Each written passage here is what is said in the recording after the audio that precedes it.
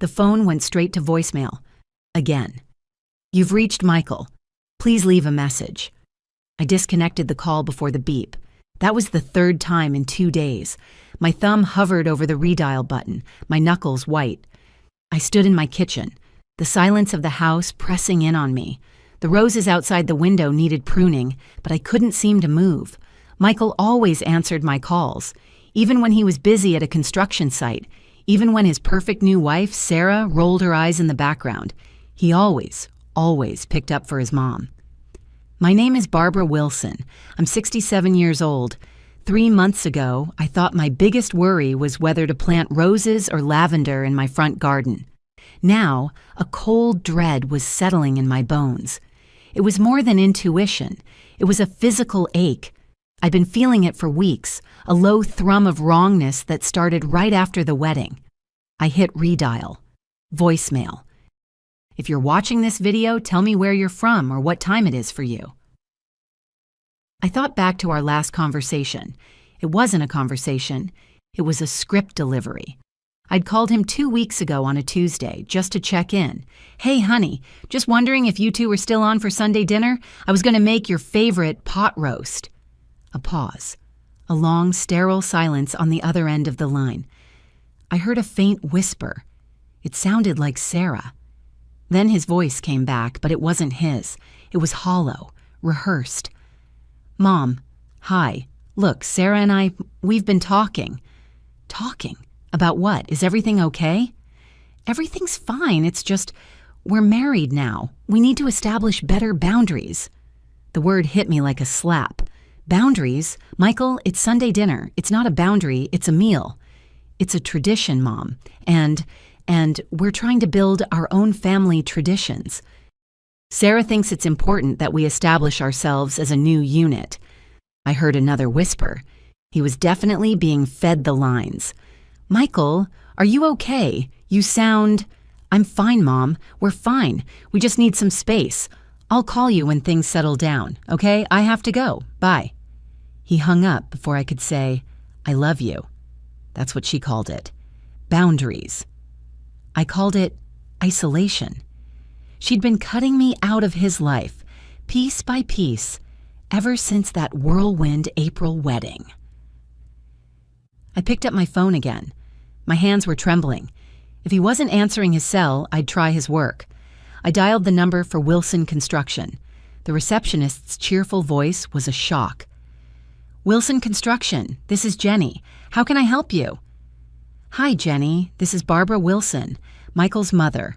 Is he available?" The cheerfulness vanished. A professional, cautious pause took its place. "Oh, Mrs. Wilson. Hello. Is he in, Jenny?" "I can't seem to reach his cell. I'm sorry, Mrs. Wilson, but Michael hasn't been in. Not for over a week." The room started to spin. "A week? What are you talking about? Did he call in sick?" "No, ma'am. We all just assumed he was taking vacation time, with the wedding. But he didn't file any paperwork." My blood ran cold. "He didn't file—" "Michael always files the paperwork. He's methodical. "I know," Jenny said, her voice dropping. "Actually, we've been trying to reach him, too. We have that big Henderson project deadline coming up. It's not like him to just not show up." A week. Michael had been missing from work for a week, and I was just finding out now. What kind of mother doesn't know when her child disappears? The answer was simple. The kind whose son married a woman who made isolation her specialty. I hung up the phone, my breath catching in my chest. I sank into a kitchen chair, staring at the phone. Sarah Collins. She had seemed perfect when Michael first brought her home in January. Beautiful, articulate, charming. She asked all the right questions about my garden. She complimented my cooking. She gazed at Michael like he hung the moon. Too perfect.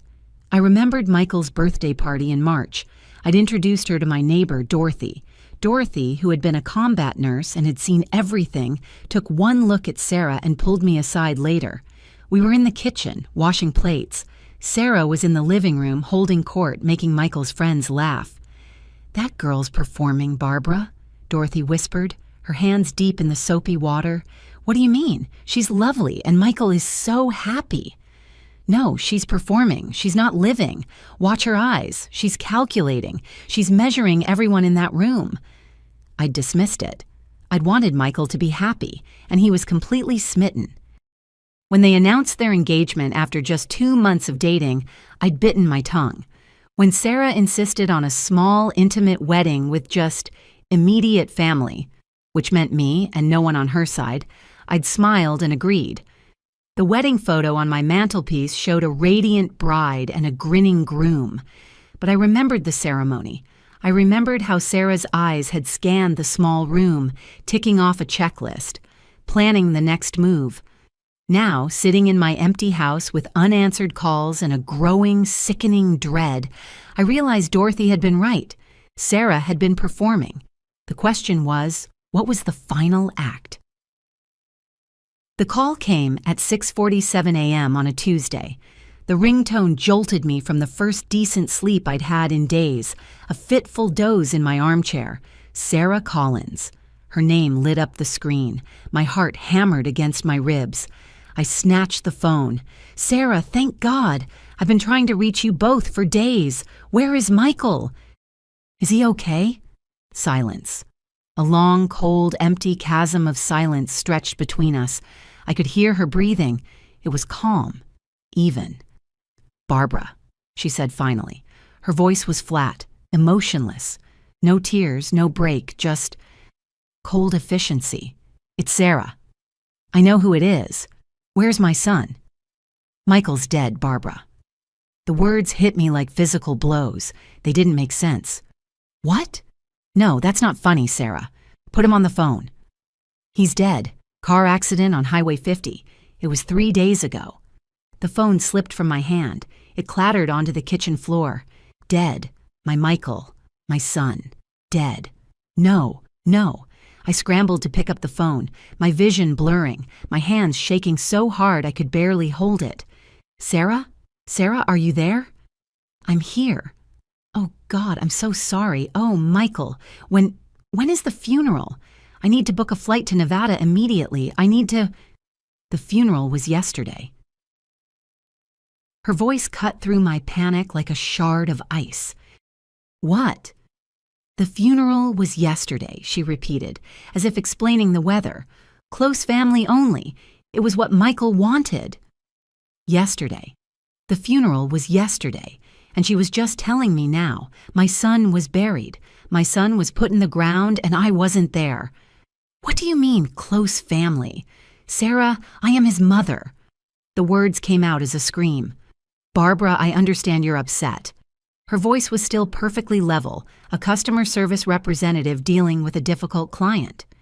"But you need to respect our privacy during this difficult time. Michael and I discussed the situation before the accident. He wanted things kept small." "Discuss this situation?" She was talking about my son's death like it was a business arrangement, a pre-need plan. "He would never, ever have wanted me excluded from his funeral. Never. You know that." "I'm sorry you feel that way." "Feel that way?" "Sarah, please. I need to understand what happened. How did he die? Was he alone? Was he in pain?" "I have to go, Barbara. I have arrangements to make." "What arrangements? The funeral was yesterday. Put someone else on the phone, a friend, someone—" "I'll call you when I'm ready to talk." The line went dead. I sat on my cold kitchen floor, the phone still clutched in my hand, the dial tone buzzing in my ear. I sat there for an hour just trying to process the impossible. My son was dead. My son was buried, and his wife had excluded me from saying goodbye. The grief was a tidal wave, but something else was underneath it. A sharp, cold rock of wrongness. She hadn't cried. She hadn't even sounded sad. I stood up. My legs were numb. I walked to the counter and picked up my laptop. My hands were shaking, but my mind was starting to work. If Sarah wouldn't give me answers, I would find them myself. First, I called Tom Henderson, Michael's business partner. "Tom, it's Barbara Wilson." "Barbara, thank God." "Did you find him? Is he okay? That Henderson deadline is—" Tom, Sarah called me this morning. She said Michael is dead. The silence on his end was one of pure shock. What, dead? No? Barbara, that's impossible. We would have heard. A car accident? My God. She said it was on Highway 50, 3 days ago. And Tom? She said the funeral was yesterday. Yesterday? Without any of us? Without you? Barbara, that doesn't make any sense. We have 3 active projects. He wouldn't just... even in a tragedy, Sarah would have called us. The company, his assets. Tom, did you hear anything? Anything at all? No, nothing. I've been calling his cell and his home phone. No answer. I just figured they were on that honeymoon they never took. Barbara? This is wrong. I know. I hung up and my fingers flew across the keyboard. Nevada State Police, Clark County Sheriff's Department. I called both. No, ma'am, a bored-sounding officer at the NSP dispatch told me. We have no fatal traffic accidents reported on Highway 50 for a Michael Wilson on or around that date. Are you sure? Wilson, W-I-L-S-O-N. Michael. I'm sure, ma'am. We have no record of any such event. My heart was pounding. I called the Clark County Coroner's Office. Coroner's Office, how can I help you? I'm looking for information on my son, Michael Wilson. I was told he died in a car accident on June 3rd. One moment, ma'am. I heard typing. Wilson. I'm not finding any traffic fatalities by that name on that date. Are you sure about the spelling? Yes, positive. Michael Wilson, 29 years old. Ma'am, I have no Michael Wilson in my records for the past 2 weeks. No accident victim? No. Nobody by that name. The room went cold. No accident. No death certificate. No body. Either Sarah Collins was lying about how my son died, or she was lying about him being dead at all. I booked a flight to Las Vegas that same afternoon. The plane ride was 3 hours of hell. I stared out the window at the clouds, my mind racing through 1,000 impossible scenarios. He was injured. He was in a coma. She was holding him somewhere. I landed at McCarran and walked straight to the rental car desk. The clerk was a chatty young man named Kevin. Welcome to Vegas. Here for business or pleasure? Family emergency, I said, my voice flat. He sobered up. Oh, I'm sorry to hear that, ma'am. Hope everything's okay. Vegas can be overwhelming when you're dealing with grief. You need any recommendations for florists? Good places to grab comfort food? Just the car, please. I got the keys and found the sedan in the garage. I gripped the steering wheel, my knuckles white, and drove. I'd found their address online months ago, a house in an upscale neighborhood called Summerlin. Mediterranean-style houses, perfect lawns. 3-car garages. Their house sat at the end of a cul-de-sac. Sarah's white BMW was gleaming in the driveway. At least someone was home. I parked across the street and sat for a moment, gathering my courage. I watched the house. Through the large front windows, I could see movement inside. Someone was home. Someone was alive. I was about to find out who. I got out of the car and walked up the pristine stone pathway. I pressed the doorbell. The chime was pleasant, cheerful. I heard footsteps. The lock clicked. Sarah opened the door. She was wearing a black sundress and dark sunglasses, like she was dressed for a lunch date, not mourning her husband. Her hair was perfect. No tears, no red eyes, no signs of grief. Her face, when she saw me, was not shock. It was annoyance. Barbara. Her voice held no surprise, no welcome. What are you doing here? I came to see where my son lived, where he died. Since you didn't think I deserved to attend his funeral. Sarah glanced over my shoulder, checking the street to see if anyone was watching. You can't just show up here uninvited. I'm still processing my grief. Your grief? You sound about as grieved as someone discussing the weather. Where is Michael buried, Sarah? A flicker of something crossed her face, a brief flash of... Was it panic? It was gone before I could be sure. The mask slipped back into place. Mountain View Cemetery, she said. I'd like to see his room, his belongings. I'd like to understand what happened to my son. That's not possible. Why not? I've already donated most of his things. It's too painful. Keeping reminders around. Donated his things. Michael had been supposedly dead for less than a week, and she'd already erased every trace of him. What widow donates her husband's belongings before the funeral flowers have wilted? Sarah, I need you to tell me exactly what happened. How did Michael die? What was he doing on Highway 50? Why wasn't I notified immediately? She stepped back slightly, and I caught a glimpse of the living room behind her. The space was immaculate. Not a single item out of place. No flowers from a funeral, no sympathy cards, no signs that anyone had died here. Barbara, I understand you're struggling with acceptance, but Michael is gone. Continuing to question everything isn't going to bring him back. Show me the death certificate. The words hung between us like a challenge. Sarah's composure wavered. For just a second, her jaw tightened and her eyes darted away from mine. It was enough. I don't have to show you anything, she stammered, regaining her footing. You're not next of kin. Not next of kin? I laughed, a harsh, dry sound. I was Michael's emergency contact for 29 years, his insurance beneficiary, his medical proxy. Everything. He changed it. Her voice was sharp, defensive.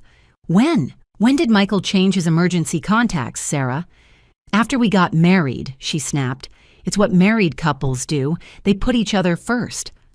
In 4 months, in 4 short months, she had systematically erased me from every part of his life, even it seemed in death. I'm his mother. I have a right to see the proof. You have no rights here, Barbara. This is my house. You need to leave. If you don't, I will call the police for harassment. She started to close the door. I put my hand on it. This isn't over, Sarah. I'm going to find out what you did. He's dead. Accept it. She slammed the door in my face. I drove to Mountain View Cemetery. It sprawled across rolling hills dotted with palm trees and elaborate monuments. I found the administration office. A kind woman directed me. Wilson, Michael, yes, Section G, Plot 247, just last week, ma'am. A fresh burial. Such a tragedy. It's a real nice spot under the olive trees. My heart ached. A fresh burial. So it was real. He was gone. I drove through the gates with the directions clutched in my hand, looking for Section G. I found it. I found Plot 247, and it was empty. It was just a patch of grass, not even freshly turned sod. It was just grass. There was a small, temporary plastic marker stuck in the dirt, the kind a funeral home puts down before the headstone. I knelt beside it, my fingers tracing the cheap plastic lettering. Michael Wilson, beloved husband, and the date, June 3rd, 2024. The date Sarah had given me. But something was profoundly wrong. The grass wasn't disturbed. There was no mound of earth, no indication that a casket had been lowered into the ground. Excuse me, I called out to a groundskeeper who was trimming nearby hedges. He was an older man, his face weathered by the desert sun. He walked over, shutting off his trimmer. Ma'am. This grave, I said, my voice shaking. Michael Wilson. When was the burial? He looked at the marker, then at the plot. He frowned, pushing his hat back. That's odd. I don't remember any burial in this section last week. We had one over in Section F, but not here. Let me check with the office. Sometimes the paperwork gets ahead of us. 20 minutes later, I was sitting in the cemetery office across from a frustrated director named Mrs. Patterson. Mrs. Wilson, I am very sorry for the confusion, she said, peering at her computer monitor. We have a payment for Plot 247 in your son's name, but no burial has taken place. What? The man at the front desk said, the marker. The marker was placed by the funeral home that arranged the purchase, but I can tell you definitively, no. Michael Wilson has not been interred at Mountain View Cemetery. The plot was purchased last Tuesday, the same day you're saying the funeral occurred. Purchased? The day of the funeral? Yes, it was purchased as a pre-need arrangement. Pre-need. Planning for a death that hadn't happened yet, or a death that had but whose body was not here. I drove back to Sarah's house, my mind racing. No death certificate, no accident report, no actual burial. Either Michael was still alive somewhere, or Sarah had killed him and disposed of his body. This time, I didn't bother with the front door. I parked down the street and walked around to the backyard, keeping to the side of the house. I peered through the windows. The house was staged, like a model home. No personal items, no photographs on the walls, no evidence that a young couple had been building a life together. But in the master bedroom window, I saw it, a large suitcase packed and sitting by the door. Sarah wasn't grieving. She was getting ready to leave. I was pulling out my phone to call the police when a woman's voice startled me. "Excuse me? Are you looking for someone?" I spun around. A woman, maybe in her 60s, was standing at the fence of the neighboring yard. She had kind eyes and a curious expression. I decided to take a chance. "I'm Barbara Wilson, Michael's mother. I'm just trying to understand what happened to my son." The woman's face immediately softened. "Oh, honey, you mean the young man who lived here? I'm so sorry. Such a tragedy. You knew him?" "Just to wave at. He seemed like a nice boy. Worked so hard. That wife of his, though, a cold fish, that one." She leaned closer. "You heard about the accident?" "She told me it was a car accident," I said, watching her carefully. The neighbor looked confused. "Accident? No, dear. I didn't see any accident." What did you see?" "I saw the ambulance. Last Wednesday morning, around 10 a.m., they brought him out on a stretcher." "Was he was covered up, honey, a white sheet right over his head. Sarah was out front crying her eyes out. Said he'd had some kind of sudden medical emergency in the night. Wednesday morning, 3 days before Sarah claimed he'd died in a car accident on Highway 50. Did you see what kind of emergency? Did they try to revive him?" "No," the woman said, shaking her head. "That's what was strange. Usually when someone has a heart attack or a stroke, you see the paramedics working on them. CPR, all that. This was different. They just loaded him up and left. No lights, no siren, just quiet." I thanked her and walked back to my car, my hands shaking so badly I could barely unlock the door. Michael hadn't died in a car accident.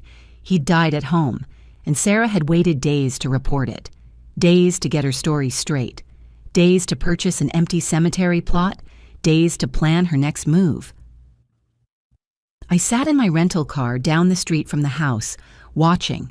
The neighbor's words echoed in my head. He died at home. If he died at home, there might be evidence. If Sarah was planning to run, she might have missed something. I watched for an hour. Finally, Sarah emerged from the house. She wasn't carrying the large suitcase. She was carrying a small black gym bag. She got in her BMW, backed out of the driveway, and drove off. She was going to the gym or running an errand. She wasn't leaving for good. Not yet. This was my chance. I got out of my car, my heart pounding. I walked up the driveway just as I had before, but this time I didn't go to the front door. I went to the side gate, slipped it open, and walked into the backyard. The back sliding door was locked. I was a retired librarian, not a burglar, but I was also a mother. I took my credit card from my wallet. I jammed it between the frame and the door, pushing and jiggling the lock. It took 3 tries, but the cheap latch gave way. I slid the door open and stepped inside. The house was cold. The air conditioning was blasting. It was silent and sterile. I moved quickly. Living room, kitchen, nothing. Just impersonal, staged furniture. I went upstairs, the master bedroom. The large suitcase was still by the door. I unzipped it. It was full of new clothes, tags still on, and stacks of cash, thousands of dollars bound in rubber bands. I left it. I was looking for Michael. I found his home office. The door was locked. I didn't have time for credit cards. I stepped back and kicked the door right near the knob. My hips screamed in protest, but the flimsy hollow core door jamb splintered. The door flew open. The room was ransacked. Drawers were pulled out, papers scattered. The computer tower was gone. She'd been in here. She'd been looking for something, wiping something. I frantically searched. What would she have missed? What would a methodical woman erasing her husband have overlooked? I got on my hands and knees. I looked under the desk, and I saw it. Taped to the underside of the heavy oak desk, tucked back where you'd never see it unless you were on the floor, was a small leather-bound book, Michael's Day Planner, the one I'd given him for Christmas. My hands trembled as I pulled it free. I flipped to the last few pages. The entries were sparse. But then I saw it, the week before he died. His handwriting was shaky, weak. May 28th, stomach fire. Can't keep anything down. Sarah keeps making that tea, says it's for the flu. Tastes like metal. May 29th, day 3. So weak. Jenny called from work. Told her it was just a bug. Sarah very attentive. More tea. Always more tea. May 30th. Day 4. Tried calling Mom. No answer. She'll worry. Too weak to get up. Legs won't work. Sarah, something is wrong. She won't call a doctor. I clutched the planner to my chest. This was it. This was the proof. He was poisoned. She was giving him tea. He tried to call me. I pulled out my phone. I dialed the Las Vegas police non-emergency line. Las Vegas police, how can I? My name is Barbara Wilson. My son was murdered. Michael Wilson. His wife, Sarah Collins, she poisoned him. I have proof. I have his journal. Ma'am, you need to calm down. A journal isn't... He wrote it. He wrote that she was giving him tea and it tasted like metal. I'm at the house, 417 Desert View Court. You need to send someone. She's going to run. I ran out of the office, clutching the planner. I burst out the front door, running toward my rental car. I had to get this to the police station. I couldn't let her get to it. I fumbled with my keys, unlocked the car, and threw myself into the driver's seat. I threw the planner onto the passenger seat and jammed the key in the ignition. Ma'am, you're saying you broke into the house, the dispatcher was saying in my ear. Yes, but I have proof. I'm coming to the station. Right now. I slammed the car into reverse, backed out of the driveway, and spun the wheel. I hit the gas, speeding toward the end of the cul-de-sac. I didn't see the white BMW until it was too late. It was speeding up the cul-de-sac, not leaving. Coming for me. I slammed on the brakes, but she didn't. Sarah smashed her BMW directly into the driver's side door of my rental car. The sound was a deafening explosion of metal and glass. My head snapped sideways, hitting the window. The airbag deployed, punching me in the chest. Smoke filled the car. My ears were ringing. The world was spinning. Before I could even unbuckle my seatbelt, my passenger door was ripped open. Sarah stood there. Her sunglasses were gone. Her face was not the cold, calculating mask from before. It was a mask of pure, reptilian fury. You just couldn't respect his boundaries, could you? She hissed. She lunged across the passenger seat. I tried to grab the planner, but I was tangled in the seatbelt and the airbag. She snatched my purse, which I'd thrown the planner into. No! I screamed, grabbing for the strap. She raised her other hand. She was holding a can of pepper spray. She sprayed it directly in my face. My eyes and lungs were on fire. I screamed, clawing at my face, blinded, choking. Through the agonizing pain, I heard her car door slam. I heard the squeal of tires as she backed up, smashed her way around my disabled car, and sped away. I stumbled out of the car, gagging, blind, screaming for help. When the police and paramedics arrived, the neighbor who had seen the ambulance was already there, trying to pour water on my face. "What happened, ma'am?" the officer asked. I was hysterical, choking, sobbing, my face burning.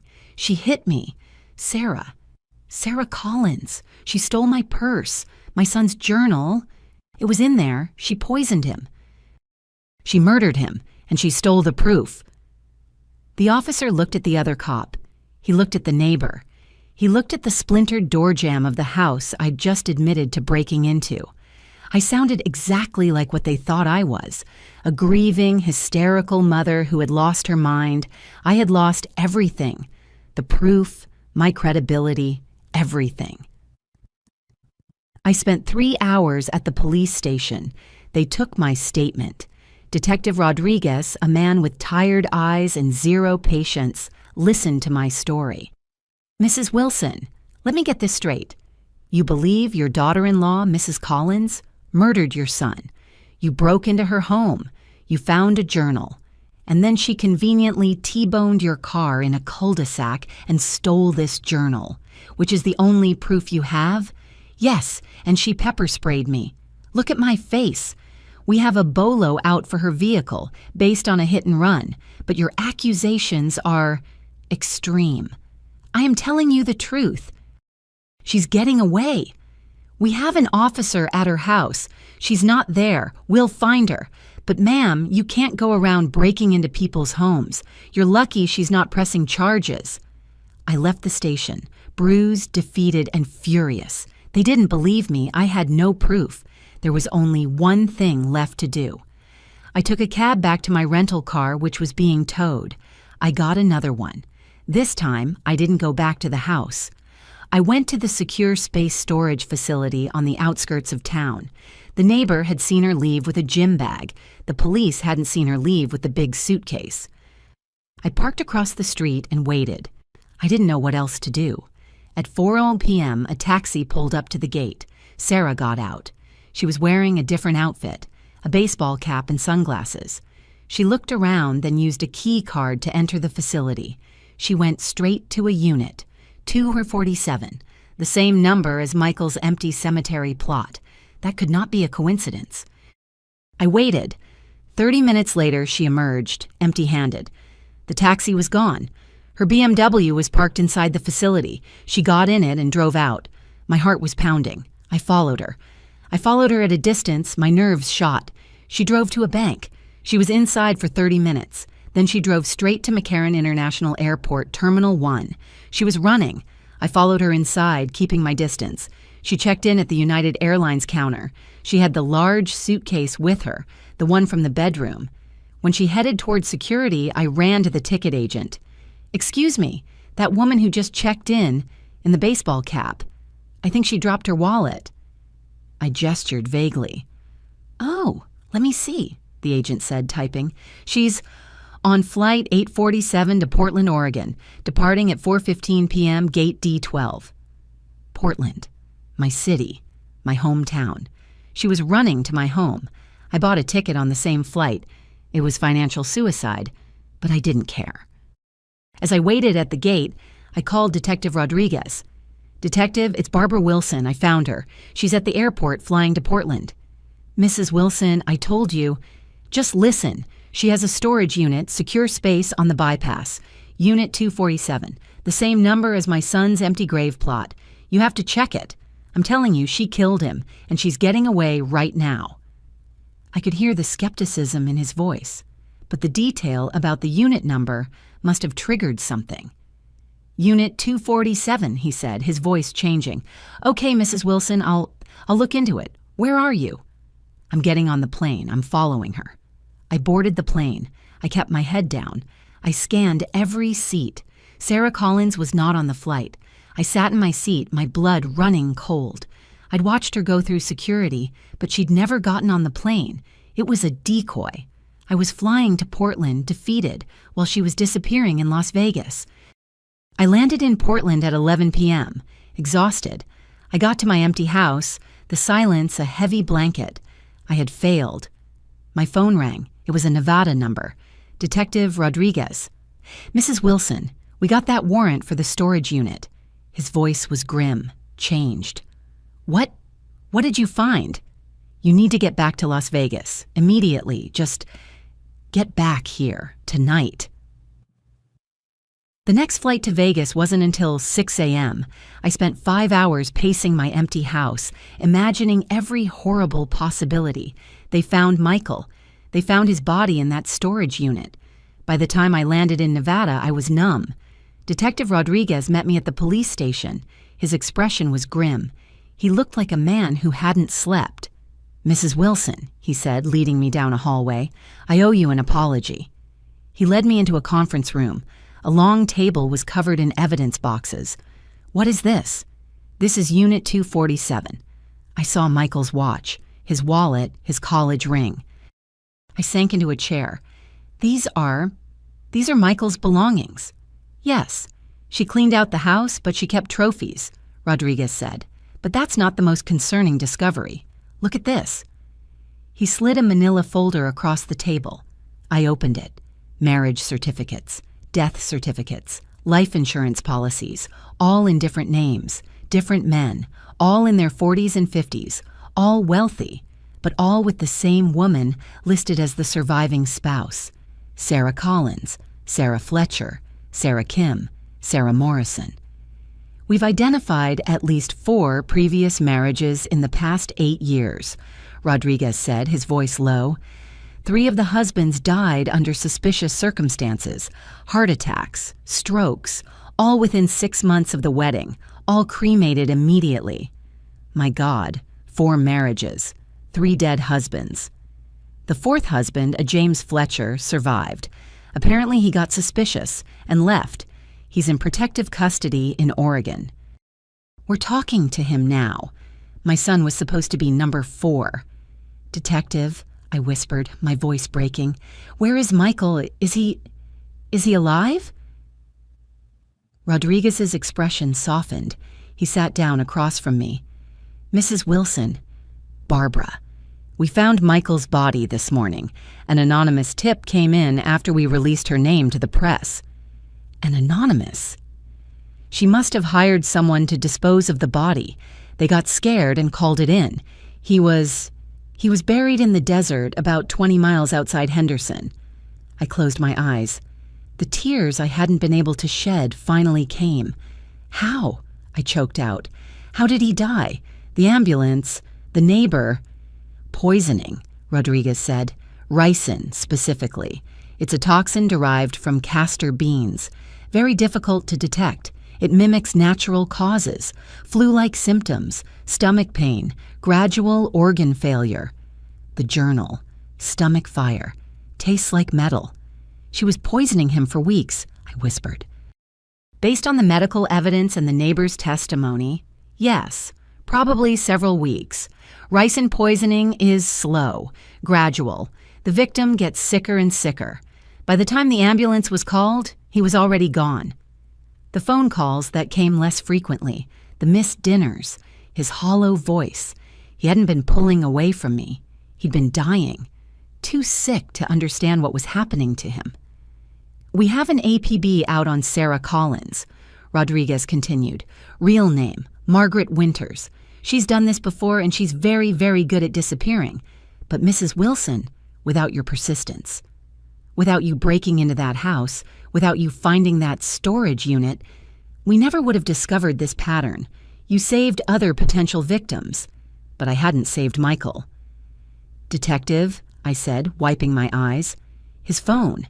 Did you find his phone? It was in the storage unit. We're pulling the records. He paused.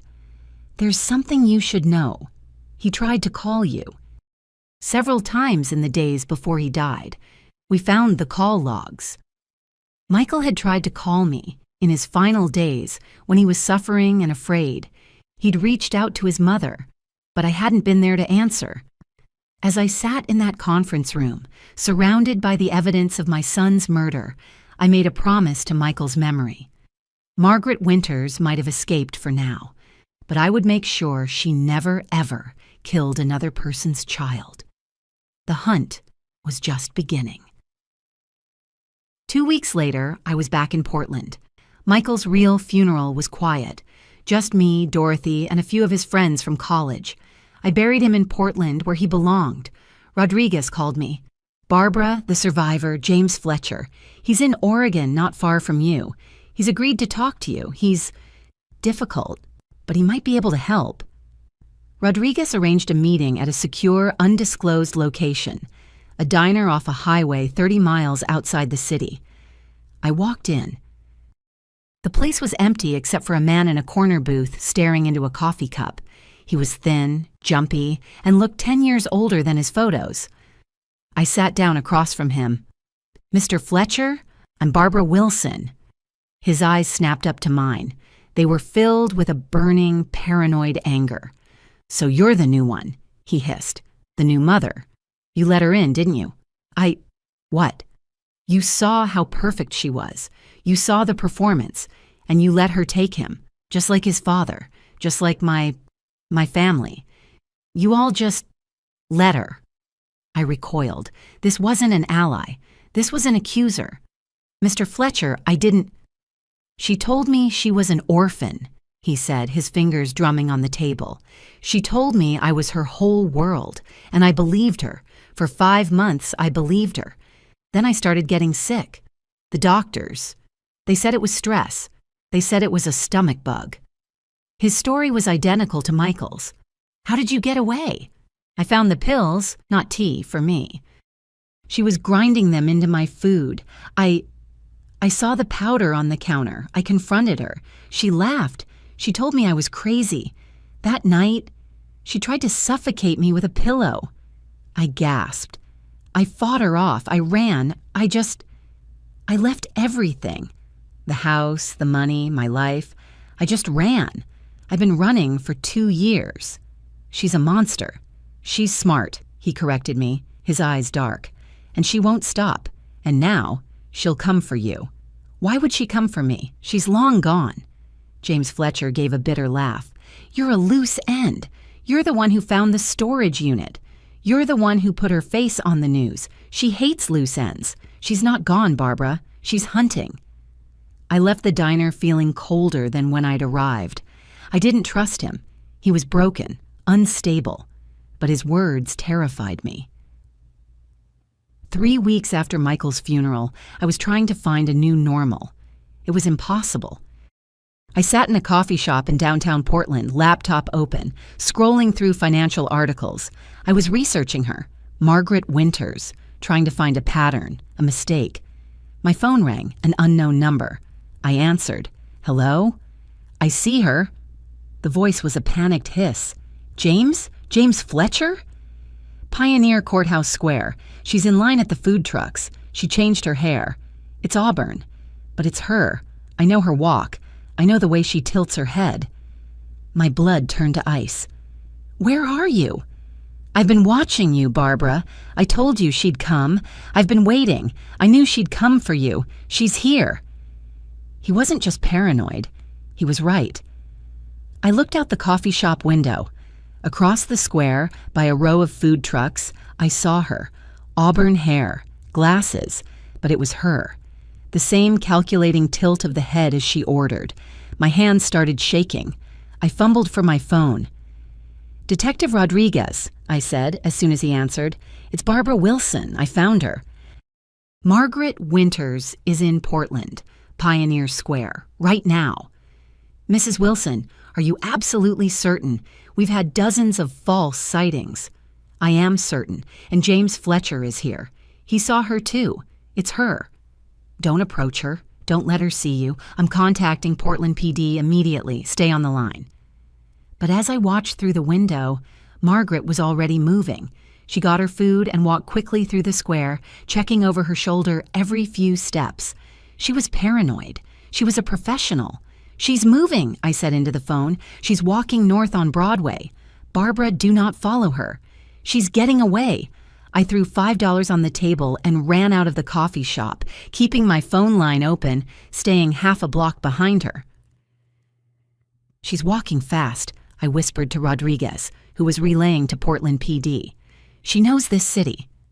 My phone beeped. A text from James. Silver Honda Civic, Washington plates, parked on Yam Hill. "It's her new car. She's heading for a silver Honda," I told Rodriguez. "Washington plates." I watched as she walked 3 blocks to a parking garage, the one on Yam Hill. She got into a silver Honda Civic and pulled out. I was in my own car, parked 2 blocks away. I started the engine. "Mrs. Wilson, do not follow her," Rodriguez commanded. "Wait for backup." But Margaret was already pulling into traffic. If I lost her now, she'd disappear again, maybe forever. I followed the Honda. I stayed 3 cars back, my heart pounding. She drove like someone who knew the city, taking side streets, cutting through neighborhoods. "Where are you, James?" I whispered to myself. My phone rang again. It was him. She's heading to her bolt hole. She's not running. She's relocating. She knows she was seen. She's smart, Barbara. Be careful. She'll be looking for a tail. Where is she going? Southeast. It's where she'd go. Cheap apartments, easy to disappear. He was right. After 20 minutes, she pulled into the parking lot of a modest apartment complex in southeast Portland. I parked across the street and watched as she climbed to the second floor and disappeared into Unit 237. Another address, another temporary home. I called Rodriguez back with the address. I have her. She's at the Crestview Apartments, Unit 237. You need to send someone, now. I settled in to wait. An hour later, 3 Portland police cars arrived, gliding to a stop with no sirens. Officers got out, surrounding the building. A detective in a trench coat approached my car. Mrs. Wilson, I'm Detective Thompson, Portland PD. I'm coordinating with Detective Rodriguez. We're going to need you to make a positive ID when we bring her out. She's not going to come quietly, I said, my voice shaking. Her name is Margaret Winters. She has killed at least 3 men and tried to kill a 4th. We're prepared for that. No, you're not. She'll have an escape plan. As we spoke, my phone buzzed. A text from James. Check the alley. She always has a motorcycle. Detective, I said, pointing. Check the back exit, the alley. She'll have a motorcycle waiting. Thompson looked at me like I was crazy, but he radioed one of his officers. Harris, check the alley. At that exact moment, I saw movement in Margaret's second-floor window. She was packing, throwing items into a bag with practiced efficiency. She's running. She saw you. Thompson radioed his team. Move in, now! Officers ran for the stairs, but they were too late. A fire escape ladder dropped down the back of the building. I caught a glimpse of auburn hair as she climbed down with a single bag. Back exit, I shouted, pointing. We heard the officer in the alley shout, Police, stop! Then the roar of an engine. A motorcycle shot out of the alley, weaving between parked cars. Margaret, helmet on, glanced back at us for 1 second before disappearing into traffic. She had escaped. Again. I sat in my car, shaking with adrenaline and rage. She was gone. How did you know about the motorcycle? Thompson asked, his eyes narrow. A source, I said. I wasn't going to involve James. Thompson was furious. They'd lost her. I drove home, defeated. She was still in Portland. She was spooked, but she wasn't finished. The realization hit me with a cold dread. She wasn't just hiding here. She was here for a reason. She was here for me. The answer came at 3 a.m. My house alarm started screaming, a piercing, deafening wail. I'd been lying awake, my mind racing. I grabbed the phone by my bed and dialed 911. 911, what's your... This is Barbara Wilson, 1245 Rosewood Lane. Someone is in my house. My alarm is going off. The alarm system panel in my hallway was flashing. Kitchen door breach. I grabbed the heavy maglite from my nightstand and crept into the hallway. Who's there? I yelled, my voice trembling. No answer, just the scream of the alarm. The police arrived in 3 minutes. They swept the house, room by room. Clear, one officer yelled. She's gone. Margaret was gone, but she'd left something behind. It was sitting on my kitchen table, perfectly centered like a calling card. Michael's college ring. The same ring I had seen in the evidence boxes at the Las Vegas police station. The ring that I had placed on his finger myself before they closed the casket. The ring that was buried with my son. She dug up his grave, I whispered to the officer, Officer Martinez, as he photographed the scene. She went back to Nevada. She dug up my son's grave. The implications hit me like a physical blow. Margaret hadn't just killed Michael. She hadn't just threatened me. She had desecrated his final resting place to send me a message. This wasn't just a loose end. This was personal. Mrs. Wilson, Martinez said, his face grim as he bagged the ring. You can't stay here tonight. Do you have somewhere safe you can go? I almost laughed. Safe? My son's killer had just broken into my house to leave me a trophy from his corpse. Nowhere was safe, but I had an idea. I didn't go to a hotel. I walked across my backyard, climbed the low fence, and knocked on Dorothy's back door. It was 4 a.m. Her lights snapped on instantly. She opened the door, a heavy cast-iron skillet in one hand. "Barbara, what on earth? Dorothy, I need your help." 2 hours later, I was sitting in Dorothy's kitchen, a cup of scalding tea in my shaking hands. I had told her everything. Michael's murder, the poison, the fake funeral, the storage unit, James Fletcher, the escape, and the ring on my kitchen table. Dorothy, 73-year-old retired Army nurse, just listened. She didn't interrupt. When I finished, she set her own cup down with a sharp click. "That woman," Dorothy said, her voice sharp with an anger I hadn't heard in years, "has some nerve, coming into our neighborhood, threatening you in your own home." She stood up and went to a tall cabinet. She pulled out a key, unlocked it, and pulled out a 12-gauge shotgun. She checked the action and leaned it against the wall. "She picked the wrong mother to mess with," Dorothy said, "and the wrong neighbor." Dorothy had survived 3 tours as a combat nurse. She'd raised 4 children as a single mother. If anyone could help me face Margaret Winters, it was Dorothy Hanson. "What do you need from me?" she asked. "I need you to help me catch her. The police are good, but they're thinking like law enforcement. They're reactive. Margaret isn't a typical criminal. She's a predator. She's been perfecting her methods for years. We need to think like she thinks." Dorothy poured us more tea. "Okay, tell me about her pattern." "How does she hunt?" "See." I pulled out the folder of research I'd compiled, the photos of the 3 dead husbands, the file on James, the file on Michael. "She has a type," I said, laying the photos out on Dorothy's kitchen table. "Older men, financially stable, recently divorced or, more often, widowed, men who are vulnerable, grieving." "And she becomes what they need," Dorothy said, tapping the photo of Sarah Fletcher. "Exactly. She studies them, learns their routines, their weaknesses. The grieving widower gets a sympathetic companion. The divorced businessman gets an admiring girlfriend who thinks he's brilliant. She mirrors their desires until they're completely dependent on her." Dorothy studied the faces.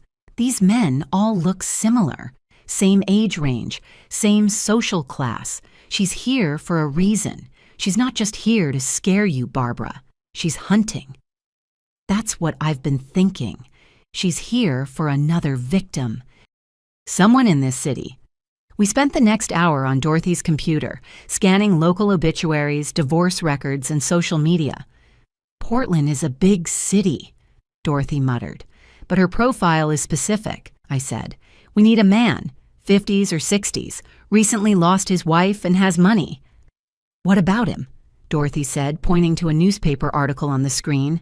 "Robert Chen, 58, owner of Chen Imports, mourns the loss of his wife, Alice, who died of cancer 6 months ago." The article mentioned his successful business and his public struggle with grief. "Look at this," I said, my fingers flying. I found Robert Chen's social media profile. It was public. He'd been posting about his loneliness, about how hard it is to start over. I scrolled through the comments on his latest post. "Robert, I understand your pain more than you know. It's so hard to be alone. Rebecca, you're so strong to share your journey. My husband died in a car accident. The grief is a heavy blanket. Rebecca, we should have coffee. Sometimes it helps to talk to someone who gets it. Rebecca, Rebecca, I whispered. Rebecca. Fletcher. Fletcher, Dorothy said. Like the survivor? James Fletcher? It's her, I said, my blood running cold. She's using his last name. It's a sick joke. Dorothy, I think we found him. And I think, Dorothy said, picking up her phone, we just figured out how to catch Margaret Winters. The plan was simple and terrifying. We would warn Robert Chen. But instead of scaring Margaret away, we'd use his cooperation to set a trap. Margaret had made this personal when she broke into my house. Now it was time to turn the tables. We found Robert Chen at his import business the next morning, a massive warehouse in the industrial district. He was exactly the kind of man Margaret preyed upon, successful, lonely, and with a kind, trusting face. He thought we were customers.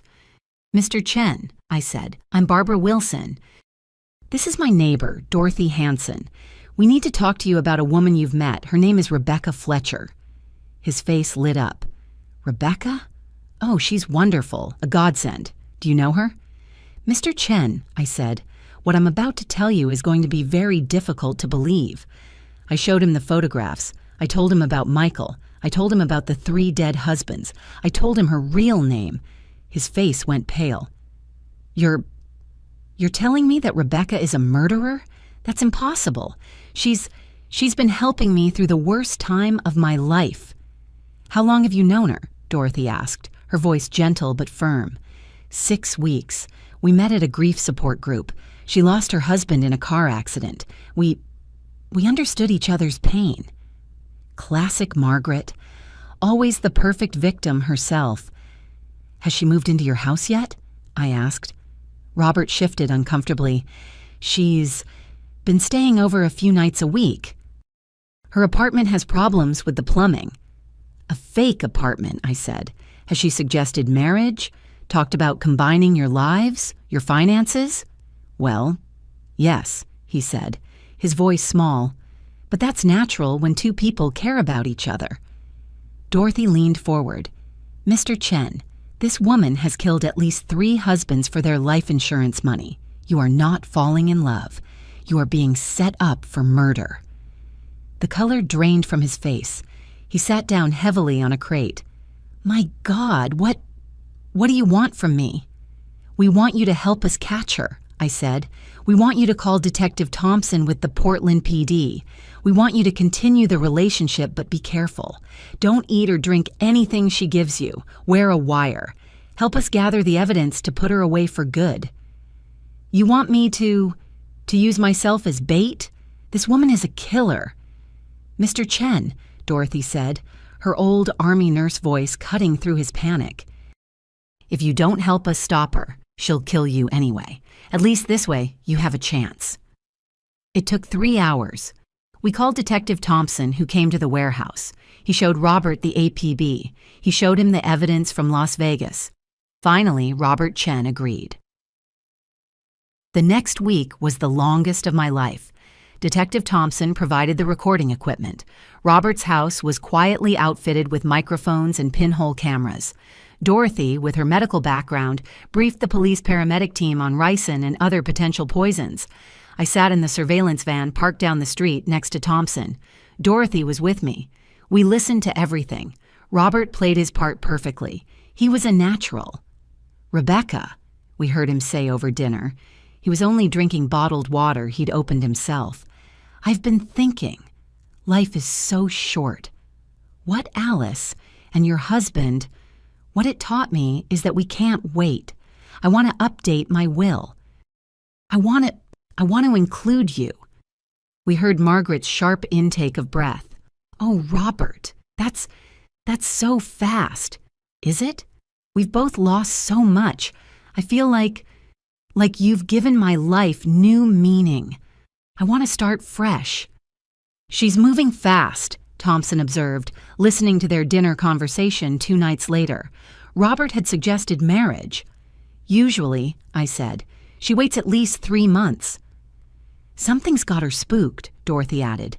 Maybe the failed arrest, maybe the break-in at your house. She's feeling pressure.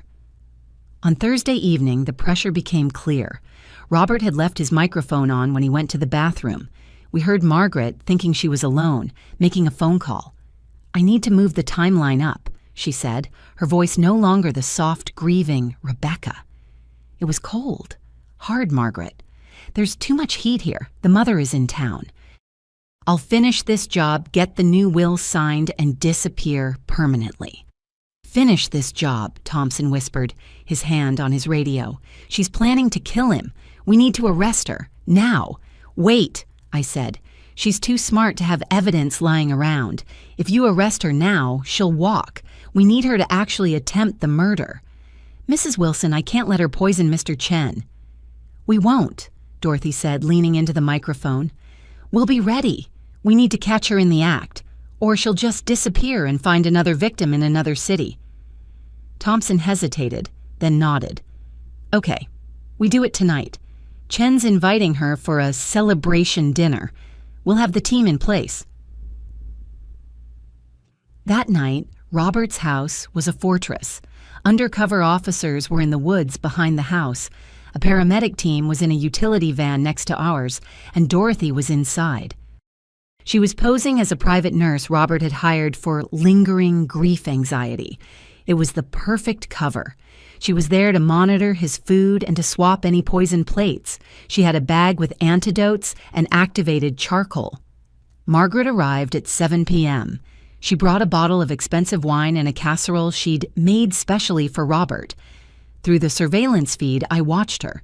The Rebecca persona was flawless. She was warm, loving, attentive. She's a sociopath, Dorothy's voice whispered over my earpiece from inside the house. She's charming as hell. I watched, my heart in my throat, as Margaret served Robert the casserole. I watched her pour him a large glass of wine. She's barely touching her own plate, Thompson noted. Classic behavior, the paramedic next to me whispered. She's dosed the food. We waited. Robert ate a few bites, following the script. Then he clutched his stomach. Oh, I'm feeling a bit off. Oh, no, dear, Margaret said, her face a mask of concern. Here, drink your wine. It will help. I think I need to use the restroom, Robert said and stood up. The second he was out of the room, Dorothy moved. I'll get you some water, dear, she said to Margaret, walking into the kitchen. We watched on the camera as Dorothy, her back to Margaret, dumped Robert's wine into a hidden container under the sink. She swapped his plate with a clean one of the same casserole, one she had prepared herself, that was waiting in the microwave. It took 10 seconds. When Robert returned, Margaret seemed nervous. She was checking her watch. Robert, she said, you seem tired. Maybe you should lie down. I do feel a bit dizzy, Robert said, playing his part. But I'm sure it's just excitement about our wedding tomorrow. Margaret's eyes lit up. The mask slipped. She thought the poison was working. Of course, she cooed. Here, let me help you to the bedroom. You just need to rest. She stood up and put her arm around him, helping him to his feet. Move in, now, Thompson said into his radio. The front door burst open. Police, don't move! Officers swarmed the house. Margaret's Rebecca persona shattered. Her face transformed from loving girlfriend to cold-blooded killer in a millisecond. She shoved Robert away from her, so hard he fell over a chair, and made a break for the kitchen.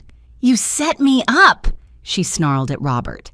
An officer tackled her before she could get to the back door. Margaret Winters, Detective Thompson said, walking in and pulling out his handcuffs. You're under arrest for the murder of Michael Wilson and the attempted murder of Robert Chen.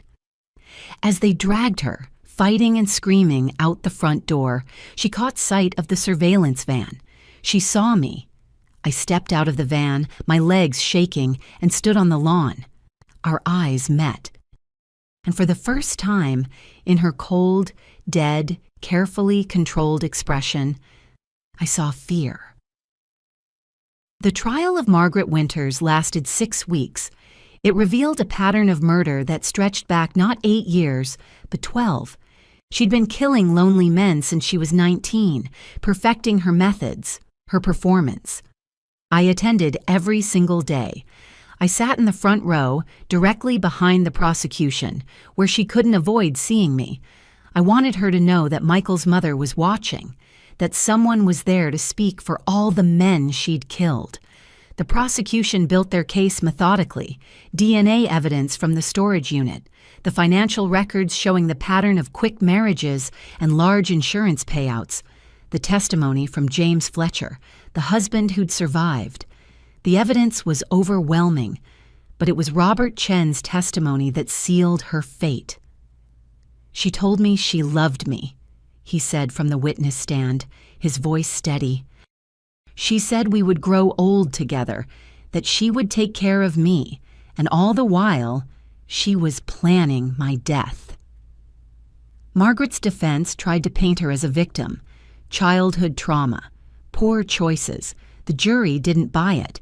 The toxicology report on the casserole she'd prepared for Robert showed lethal levels of ricin, the same poison that had killed Michael. On the day of sentencing, I was given the opportunity to deliver a victim impact statement. I'd been preparing what to say for weeks, but when I stood up in that courtroom and looked at Margaret Winters, only one thing mattered. "Your Honor," I said, my voice clear. "Margaret Winters didn't just kill my son. She killed the future we would have shared, the grandchildren I'll never hold, the holidays we'll never celebrate, the phone calls that will never come. She killed Michael slowly over weeks while he trusted her, while he thought she was caring for him. That's not just murder. That's torture." I turned to face Margaret directly. She stared back, her expression unreadable. "You chose to become a predator. You chose to hunt good men who were only guilty of being lonely. You chose to destroy families for money, and you chose to come after me. You chose to dig up my son's grave to threaten me. Every choice you made was deliberate, calculated, and evil. But here's what you didn't count on," I continued. "You didn't count on a mother who would never, ever stop fighting for her son. You underestimated what happens when you threaten someone's family. You thought you could intimidate me. You were wrong." The judge sentenced Margaret Winters to life in prison, without the possibility of parole. As they led her away in shackles, she tried one last desperate manipulation. She stopped and looked right at me. "Mrs. Wilson," she called out, her voice filled with fake remorse, "I hope you can find it in your heart to forgive me. Michael talked about you often. He really loved you." She thought invoking his memory would hurt me. Give her some final victory. I just stared at her. Then I turned my back and walked out of the courtroom. 6 months later, I was in my garden. I was finally planting the roses I'd been debating about all that time ago. My phone rang. "Mrs. Wilson, this is Detective Sarah Martinez with the Portland Cold Case Unit." "Yes, Detective? We've been reviewing some old files. Your son's case, the trial of Margaret Winters. It's opened doors to investigations we've been stuck on for years." I paused, my gardening glove covered in dirt. "What kind of investigations?" "We've connected Margaret Winters to at least 4 additional murders across 3 states, men who died under suspicious circumstances between 2010 and 2015. Your investigation gave us the pattern we needed to link the cases. 4 more families, 4 more answers. There's something else," Detective Martinez continued. "We found evidence in her financials. We think Margaret had a partner." My blood ran cold. A partner? Someone who helped her identify targets, create false identities. Someone who's still out there. We found a series of payments to an JH. We can't trace it. "What do you need from me?" "Actually, Mrs. Wilson, we were hoping you might consider joining our cold case task force as a consultant. Your insights into her behavior, your research. Frankly, you think like a predator, better than most trained investigators." I almost laughed. A year ago, I was a retired librarian. Now, they were asking me to hunt serial killers. I looked around my garden, at the house where I'd raised Michael, at the life I was slowly, painfully rebuilding. This felt right. "Detective," I said, pulling off my glove, "when do I start?" 3 weeks later, I was sitting in the Portland Police Bureau's cold case conference room. It was filled with files, evidence boards, and photographs of victims who deserved justice. My official title was Victim Advocate and Behavioral Consultant, but really, I was just doing what I'd always done best, paying attention to the details others missed. The first case they gave me was a 2013 death in Salem. David Morrison, 54, died of apparent accidental food poisoning 2 months after marrying a woman named Patricia Williams. The death had been ruled an accident, but something about the timeline bothered the original investigators. I studied Patricia Williams' background, and I saw it.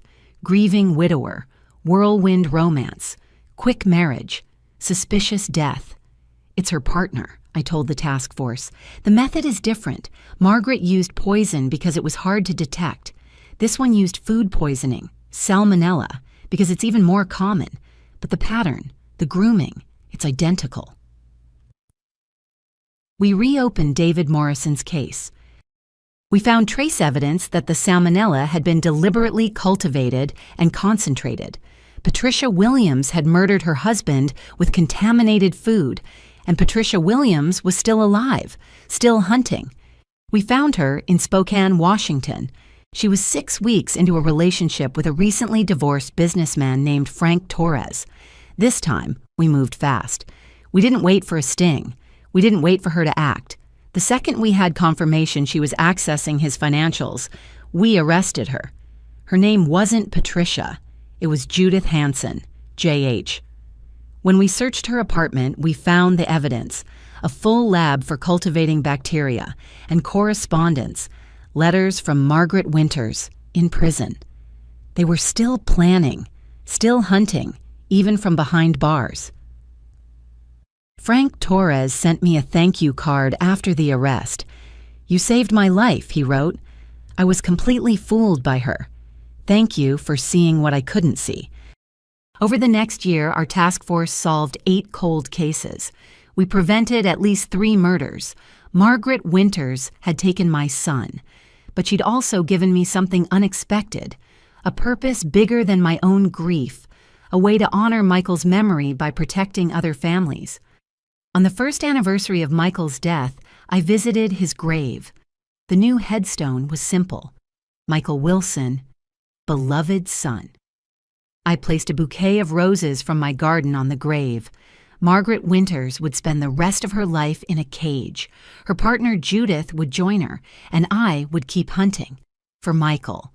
For all the other Michaels, I would be the mother who was always watching.